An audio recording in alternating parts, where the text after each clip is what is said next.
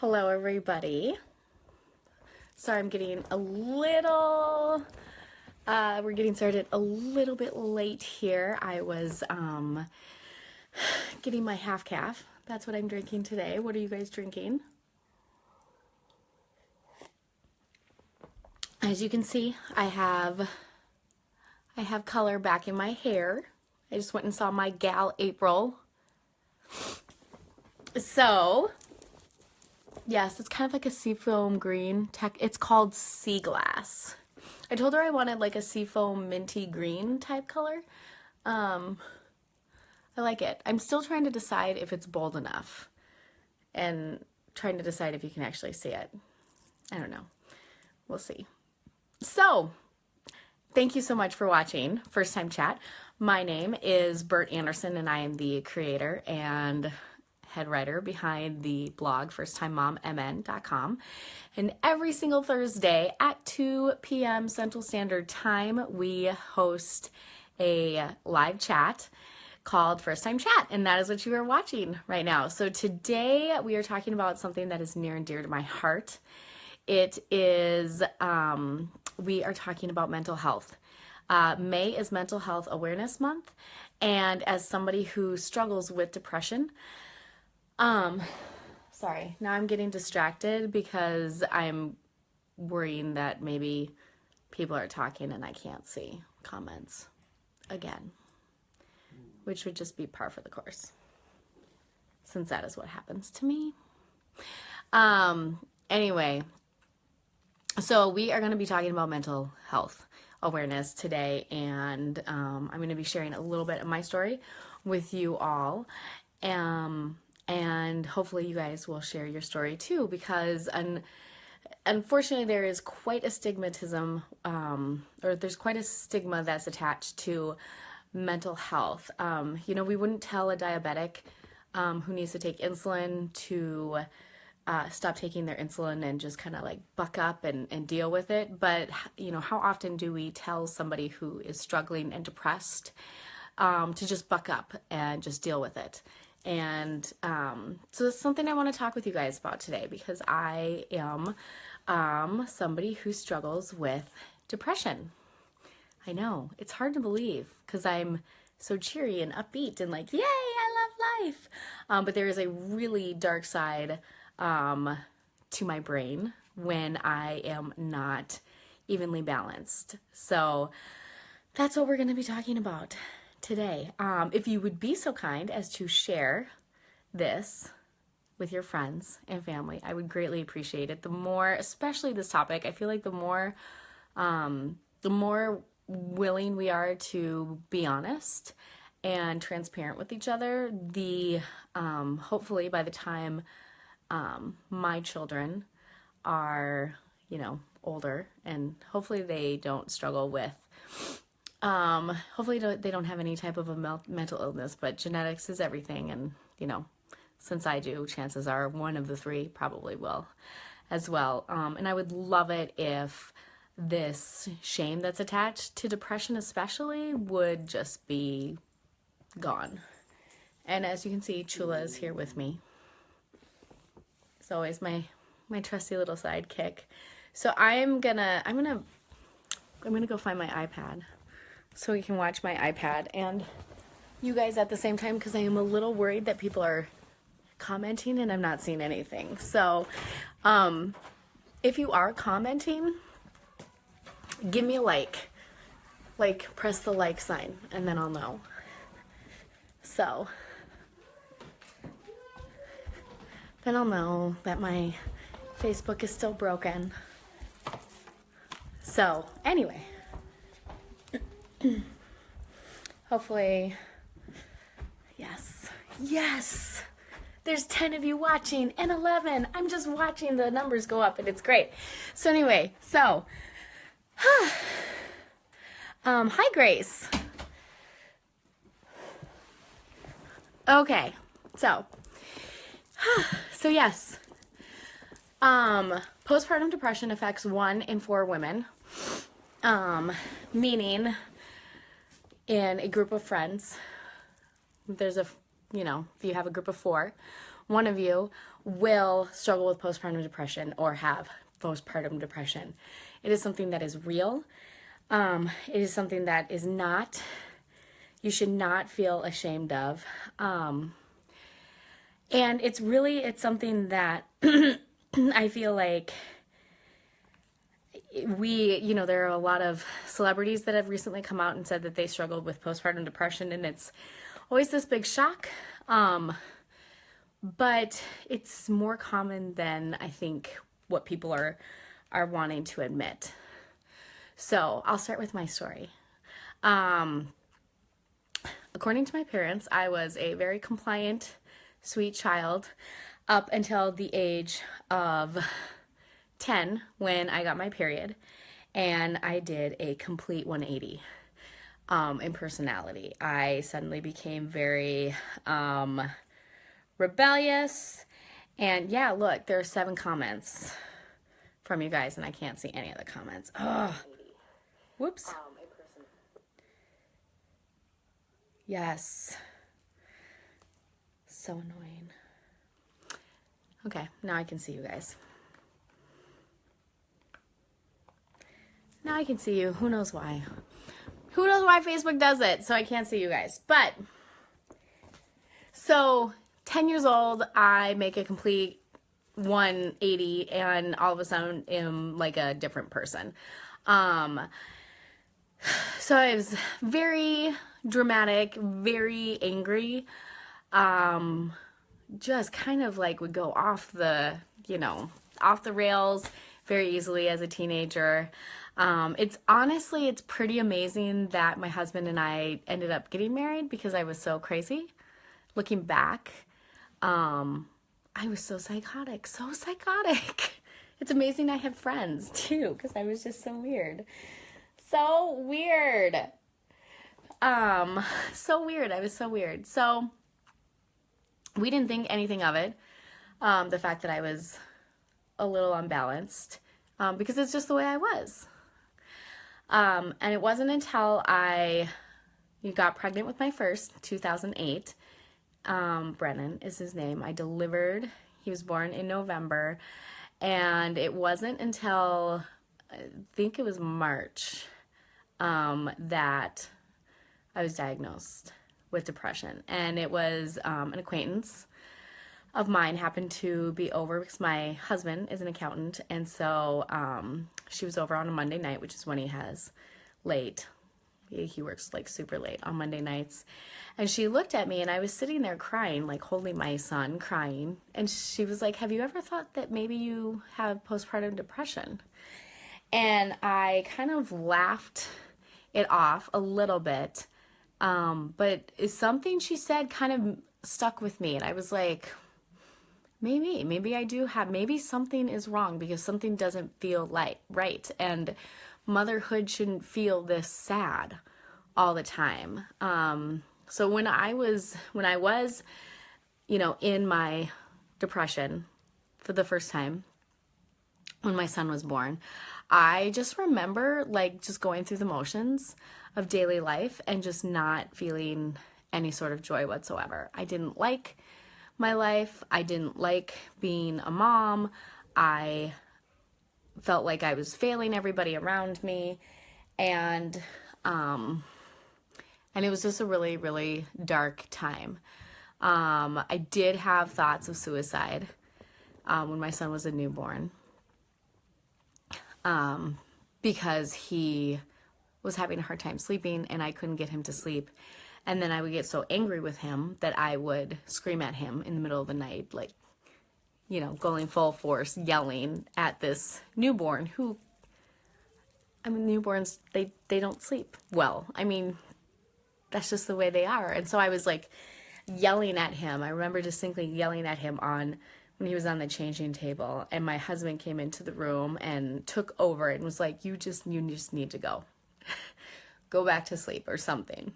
And still at that time, we didn't realize that something was wrong. And so, I made an appointment. I talked to a counselor on the phone, told her kind of what my friend had said and how I was feeling. And then The counselor suggested she couldn't see me right away. And so she said, first things first, you have to go in and see your doctor because you're going to need to be put on medication if what we're dealing with is postpartum depression. And I'm just going to, this is not a debate about whether or not people should be medicated. I'm not going to talk about, I am on antidepressants, and it works for me well, and I never plan on going off because if it ain't broke, don't fix it.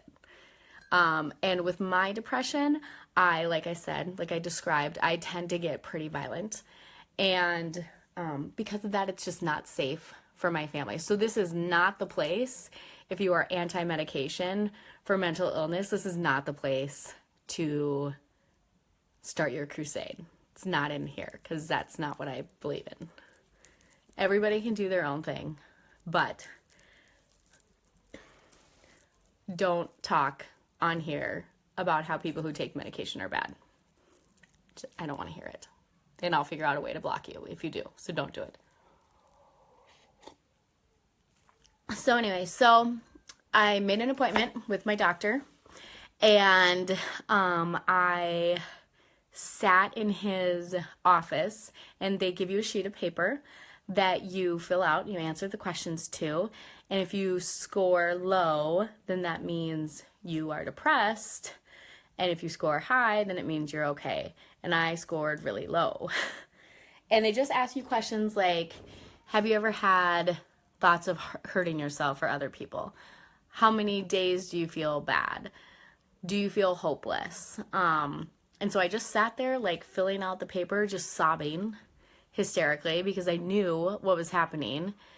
And my doctor, God bless him, came in and he said, well, you know what, Bert, it's safe to say that you have postpartum depression. And I just sat there sobbing, like hysterical. I felt so ashamed, and I felt like surely there was something I should have been able to do to prevent this from happening. And what was wrong with me that I wasn't, it wasn't happening. I wasn't doing anything. And apparently I have 10 comments and I didn't know that.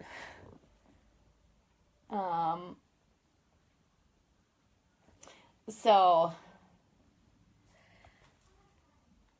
anyways, sorry, I'm kind of reading these. So, my doctor looked at me and he was like, you know what, Bert, thanks for sharing, Matt. And somebody else shared my video. Thank you. He looked at me and he was like, you know what? The neurotransmitters in your brain are not working right. They're not working right. There's nothing that you could have done to prevent this, and it is not your fault. And you do need to take medication so that that pathway, to the reasoning side of your brain is working again, because you're having all of these really just messed up thoughts. And because of that, because you don't have, basically the way depression works is there are synapses in your brain, neurotransmitters, and you have one thought on one side of your brain, whatever, I forget what it is. But so you have this kind of irrational thought on one side of the brain. Well, then this neurotransmitter should send that over to the reasoning side of your brain. And the problem with a depressed person is that it's broken. That synapse, that bridge it's broken. It's not there. So the depressed person has these irrational thoughts like we all do, but they mentally and physically it's broken. The message pathway there is broken. So you can't tell a depressed person to just buck up because they can't. Because it's broken. Their brain is broken. And thank you, Shannon. Thanks for sharing the video, Shannon. I appreciate it. But it's broken, and there's nothing that you can do about that. There's nothing that you You didn't wish this upon yourself. The depressed person doesn't wish that they were depressed. A mother doesn't have a baby and think to herself, gosh, I hope I get postpartum depression. Like, nobody does that. But there's so much shame and stigma attached to mental illness that we look at these people who are really sick and have really sick minds, and we pass judgment on them like there's something that they can do, and there's nothing that they can do. They didn't choose to be like that. So that was in April of 2000, actually no, it was in March of 2009. My mom came and stayed with us because, again, it was tax season.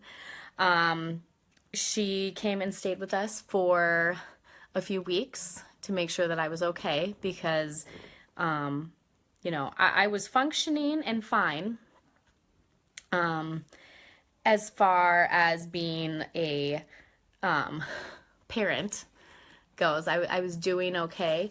However, there were times when I would get a little physically emotional and physically violent. And in that case, it was, it was safer for somebody to be there to make sure. So my mom came up pretty much as soon as I talked to the nurse. My mom got in the car, and I think we had like a week until my doctor's appointment. But the nurse and the doctor wanted somebody to be there with me at all times. So, I mean, it was bad. I look back on it, it was really bad. And it is by the grace and mercy of God that, we survived. And Brennan is a very healthy, happy little boy. But I look back on that time and I'm sad because I missed a lot of his newborn stage because I was in this fog and this haze of depression that I just could not get myself out of. So, so Laura said, note everyone, Bert never hurt anyone in the midst of this. I didn't. I never hurt anybody in the midst of this. I can see, that's why I say it was by the grace of God. God really, I truly believe that he was watching over our family and preventing, he was protecting them because I was not in my right mind at all. So, I got onto Zoloft and, I tried to go off of it. I think it was about a year. I tried going off of it. And within like 2 days, I was acting irritable again. And my husband looked at me and he said, are you still taking your medication? And I was like, I dropped it. I dropped the dosage. Why? And then he was like, I can tell. You should probably not do that. And so I've been on medication. I've been on Zoloft ever since. We've had to up my dosage. Once you have been diagnosed with postpartum depression, you are 4 times more likely to have postpartum with your subsequent pregnancies and delivery. And it will be more intense. So after my daughter, Kendall, was born,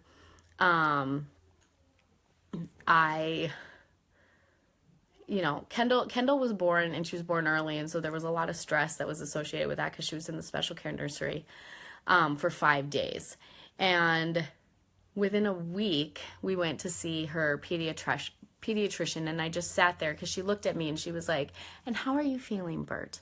I see here that you've been diagnosed with postpartum depression, and how is that going for you? Like, do you think you're okay? And I just sat there and sobbed, and I was like, I don't know. And Ben, my husband, was there, and I was like, what do you think? And he was like, well, you've been a little testy and irritable lately. And so again, we upped my medication dosage again. And so I'm telling all of you this, number one, because I want you to understand that sometimes depression isn't what you think it is. Sometimes it's not laying in bed all day long, sleeping and crying. I don't really cry all that much. I'm not a big crier. I can be angry. I can be very short-tempered and very irritable. And when I am not on my medication, that is exactly how I am. I am not pleasant to live with. Hello? Is that you, Kiri? Yeah? Come here.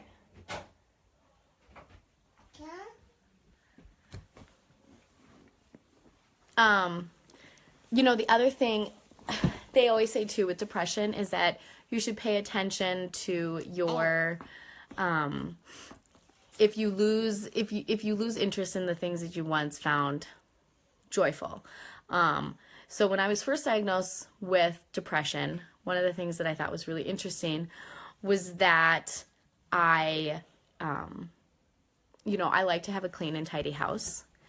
But my house was not clean and tidy. I kind of was just very apathetic about life. Like, I don't really care, whatever.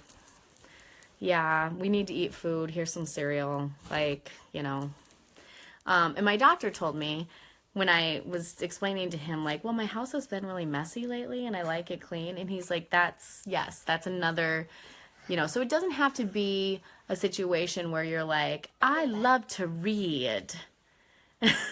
I love to read and I'm not reading a book anymore, or I love to run and I'm not running anymore. It could be something as simple as my house is usually clean and I'm usually on top of the laundry and things like that, and I just don't care right now. I just don't care. And sometimes that's what depression is. And Shannon just said, depression is the real deal. Don't be ashamed to reach out for help. And you shouldn't.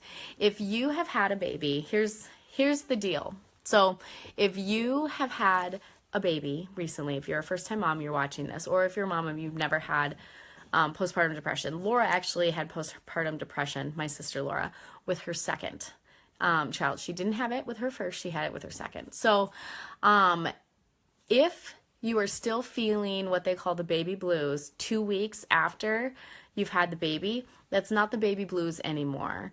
That might be depression. You need to call your doctor and you need to be seen. There is nothing, like I've said before, there is nothing that you could have done differently to prevent it. There is nothing that you can really do on your own. I think depression is such, it is, I've just read somebody. Okay, so Julie just said right now she feels right here with you, Bert. I'm usually on top of my job and home stuff, and right now I just flat out don't care. Apathy, that's a big thing in the depressed mind. You just feel apathetic. You just don't care. And sometimes it is okay to not care. Like if, there's drama happening in your life that's not important, then it's okay to not care. Let's see. Stella, any recommendations for things that were helpful if you don't feel comfortable with medication? Exercise is big. Exercise is huge. Getting those natural endorphins is a really big thing. If I do not now, I'm on medication. If I don't work out on the days that I normally work out, I tend to be in a really bad mood.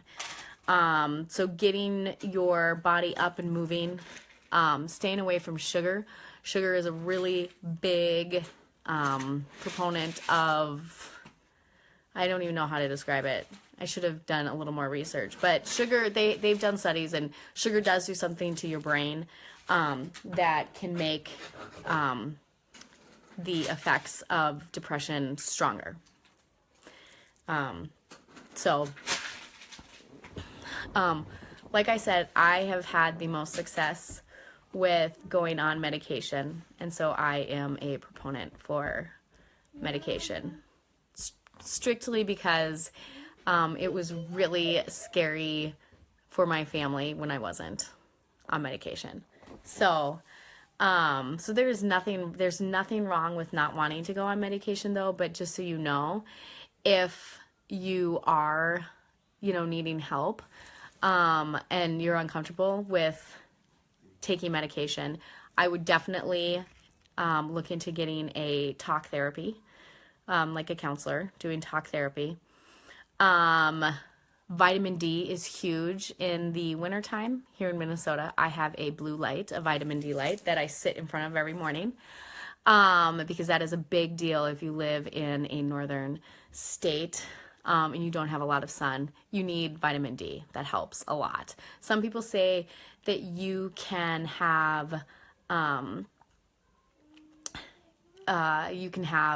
take a lot of vitamin D supplements, and some people say that that has worked really well for them as well. So yes, but I would much rather, I don't know, I haven't experienced any of the side effects of the medication that I'm taking, which again, I'm on Zoloft.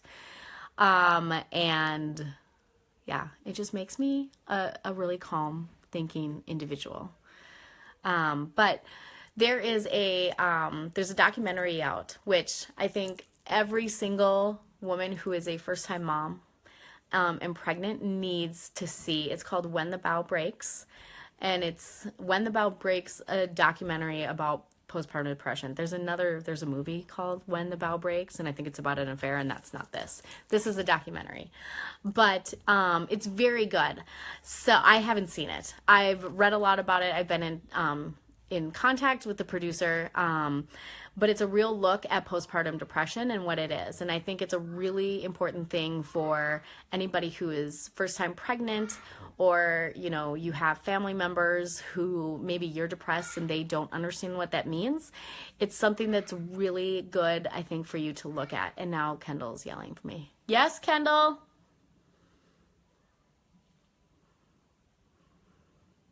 I don't know if she's yelling at for me or what. I have no idea. But you can watch it on iTunes. So yeah, so the documentary is available on iTunes. I also have it, I'll post it in the comments here. I did a write-up for them on First Time Mom. So, but I think it's something that's really good. I've written a few articles too about depression, what it feels like. And, you know, I've been told that it's helpful to have the other people read it, because it kind of gives an answer to what it feels like to be depressed. Because I think if you don't struggle with depression, it's hard for you to understand how a depressed person thinks and how desperate and hopeless they feel. And you are just walking around like in a fog, you know, just going through the motions, making it through the day. You know, like I said, I was not laying in bed crying day after day after day. That's not what I did. You know, when I was in the height of my depression, I was functioning. I was, you know, doing the mom thing. I was talking to friends still, but I was not happy at all.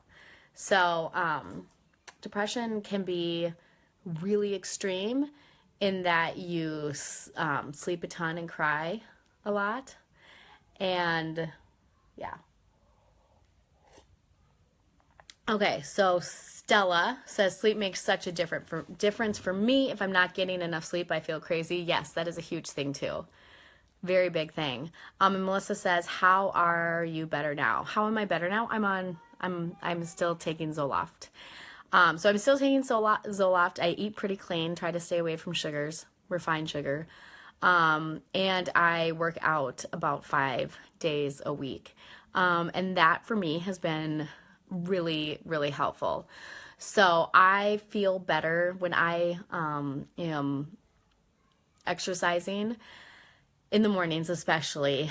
That's when I kind of feel better. I feel better when I have like a routine and I, you know, can kind of I can do my own things, have my own me time and stuff. So, and the other thing too, like I met with a woman from my old church who struggled with depression and told me that she kind of had this like depression toolkit, where she would go when she felt, because the thing, once you have to really be self-aware, And and so because of that, you have to know what it is that you can do to get help when you need it, when you start to kind of slink back into that depressed state. And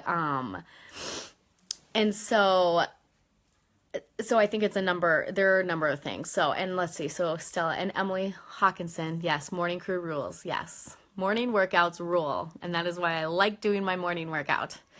So Stella says, I just bought all these essential oils. Do you think those can help? I think they can help if you use them along with other lifestyle changes. I really firmly believe that if you are depressed and you would like to go the route of not using medication, you need to make sure that you are eating as clean as possibly can be. Especially staying away from sugar. You also have got to be working out. You have to be moving your body, and you have to be getting those natural endorphins going in. I would also suggest that you take vitamin D. You can go to your doctor and actually have them do a lab to see how much vitamin D you have in your system, and you then talk to your doctor about how much more you should be taking. So vitamin D is a huge, can really, think about it. Like when the sun is shining outside, we feel happy.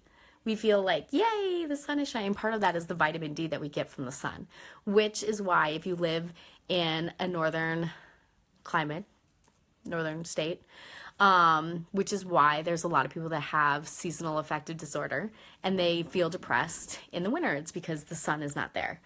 So, Stella, yes, when you move more, you feel better. You've been trying to eat healthier. It is hard. It's so hard. It is so hard. It is so hard. But here's the thing. If you feel like you are depressed, or you've been diagnosed with depression, Stella, and you don't want to take medication, if that is not an option for you, then you have to look at your diet as your medication. In that you have to take care of your mind. And food is fuel, and what we put in our body affects us. It affects how we feel. It affects how we react to things. So I would challenge you, Stella, to take refined sugar out of your diet for a week and see how it feels. See if it makes you a little better. If you are eating really crappy, I noticed this last summer when I cut sugar out of my diet. I did go through withdrawal symptoms, which is really messed up when you think about it. Like when you take sugar out of your diet, you shouldn't go through withdrawal symptoms, and I totally did. So, let's see. My mom is commenting, Mary Hershey, and she says, give your family permission to let you know when they observe familiar patterns of behavior. Yes, and that is true too. If you are depressed, if you've, struggled with it, you do need to have, you do need to have people to look out for you, and you need to give them permission to say something if it seems off, because you're not going to see it. So after Kendall, or was it Kira, was born, I don't remember. There was some time, but my family, my husband included, has always been really on top of this with me, and I have allowed them to be. 'Cause I'm by nature not a very prideful person, to be honest. I don't really have a problem admitting when I have done something wrong. And this is just something that I know. I just know that I'm sick. So I wouldn't tell a person who has cancer and has been told to do chemo, I wouldn't tell them to just buck it up and not do chemo, and hopefully magically they will get better. So the same thing is true. Okay, sorry. I'm reading comments. I'm reading comments at the same time because people are talking about sugar. Yes. So Ashley says, when giving up sugar, eating healthy fats helps the effects of sugar withdrawal. Yes, that is true. The diet I was on last summer, I could not be on healthy fat. I couldn't have any fats, which I wouldn't recommend it.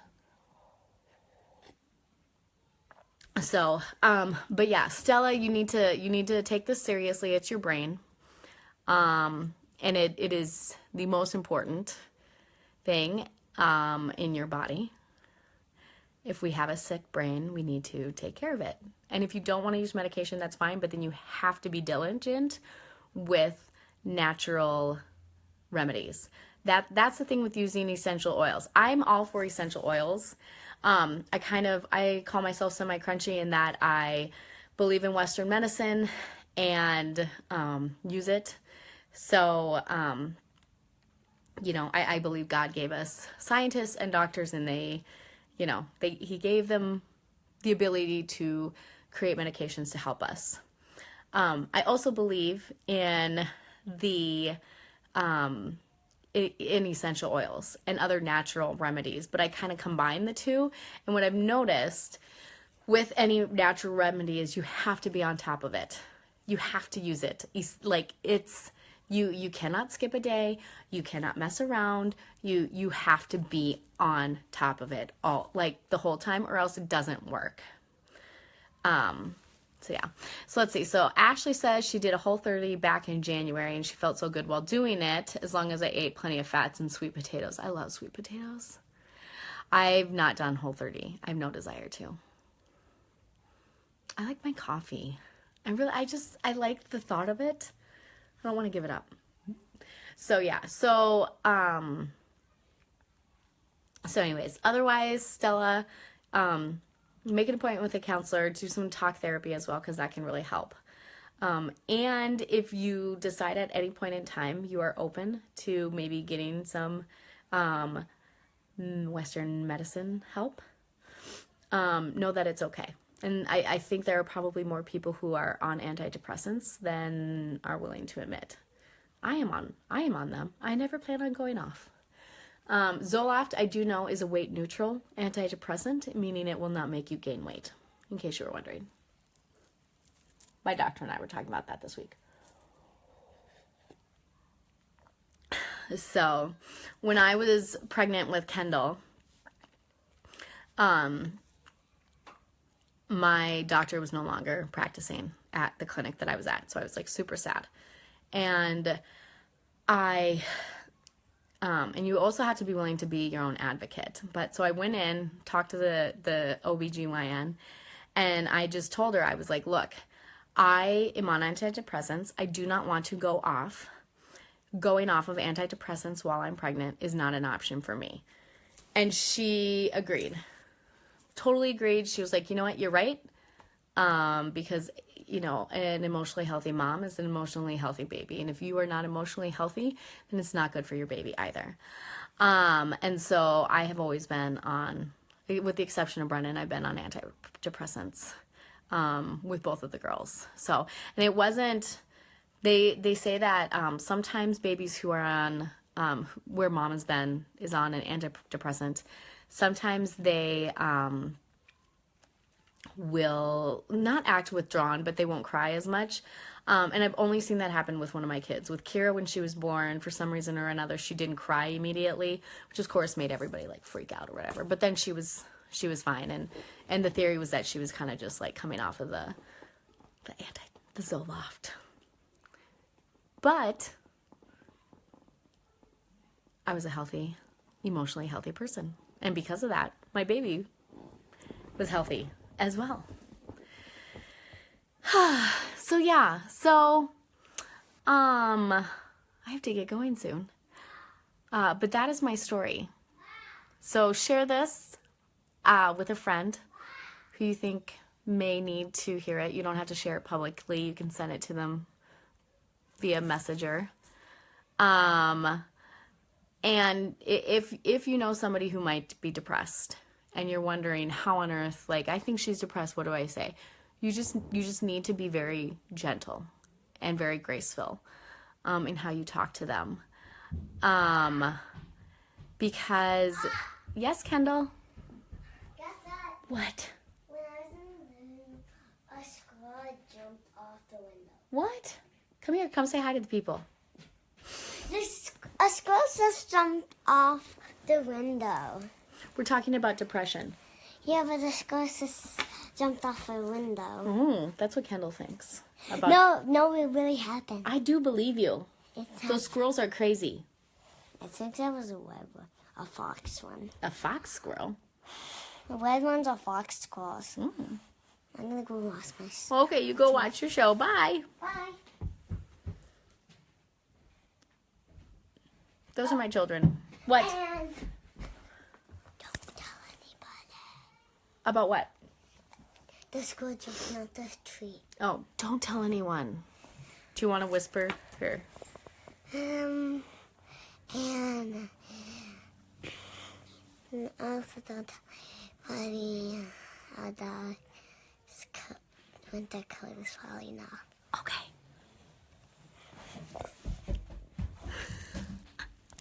They won't tell anyone, Kendall. And Now she's going to the bathroom with the door open. that's because I have to go pee really bad. Because she really had to go pee. I'll be right back in 1 minute. She'll be back in a minute, guys. Don't worry.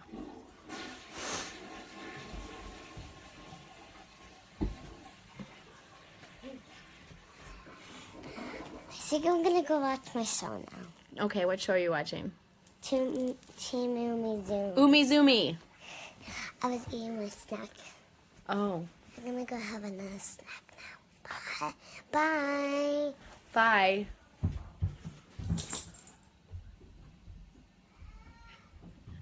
Anyway, she didn't wash her hands, Laura. Trust me, she uses more than enough toilet paper.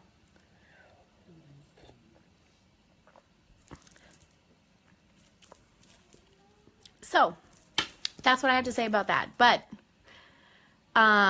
so share this with a friend. Be kind to yourself. Be kind to your friends if they are depressed. They can't help it. Nobody wants to feel this way. And have a plan of action. Talk to your family members. If you are depressed, talk about a way to kind of give them permission to tell you if they see something that isn't normal. But then you need to also not beat them up if they come to you and say, hey, you're not acting normal. So thank you so much for tuning in. I will see you guys next week, same time, same place, 2 p.m. Thursday for First Time Chat. Be nice to yourself. So talk to you guys later. Bye.